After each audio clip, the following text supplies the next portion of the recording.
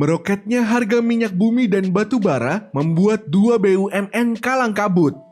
Apalagi ditambah dengan penerapan PPKM darurat dan melonjaknya kasus COVID-19. Pasalnya, PT Pertamina Persero dan PT PLN Persero harus putar otak untuk menghindari buruknya kinerja di sisa tahun. PJS Senior Vice President Corporate Communication and Investor Relation Fajriah Usman mengatakan, harga minyak mentah dunia menyentuh $70 per barel akan membuat kinerja di sektor hilir akan semakin berat.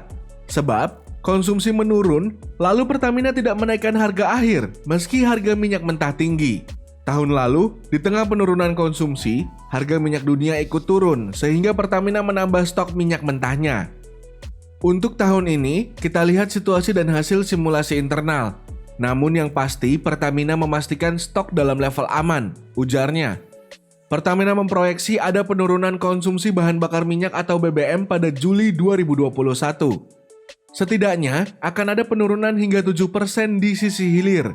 Kendati tertekan di sektor hilir, Pertamina diproyeksikan bakal menikmati hasil di sisi hulu. Tahun lalu, produksi minyak mentah sebesar 408,4 MBOPD dan gas bumi 2.634,2 juta kaki kubik per hari atau MMSCFD. Di sisi lain, PLN diperkirakan mengalami tekanan pada kinerja keuangan karena kenaikan harga batu bara. Direktur Eksekutif Reforminer Institute Komaydi Notonegoro mengatakan harga batu bara berperan penting. Adapun porsi tenaga listrik dari batu bara pada 2020 sekitar 66% dari total tenaga listrik yang diproduksi.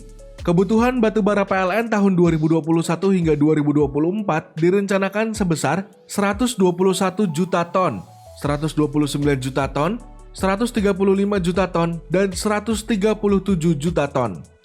Meningkatnya harga batu bara perlu menjadi perhatian pemerintah dan PLN, katanya. Komaydi mengatakan, PLN memerlukan biaya tambahan untuk pengadaan batu bara pada 2021.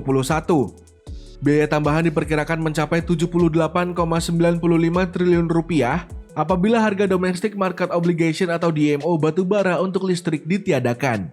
Dia menambahkan, PLN tidak dapat membukukan laba jika harga DMO batu bara untuk PLN ditiadakan.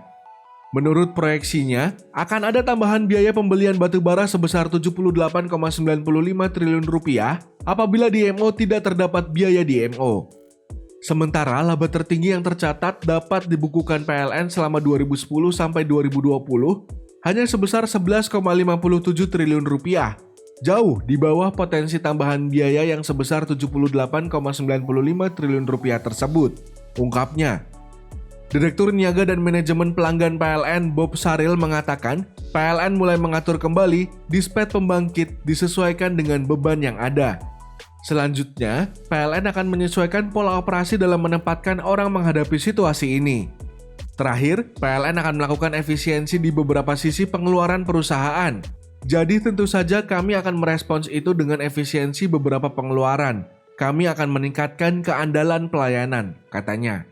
Bob mengatakan, serapan pasokan listrik untuk sektor bisnis bakal turun signifikan. Sementara itu, untuk sektor rumah tangga akan meningkat seiring dengan diberlakukannya WFH.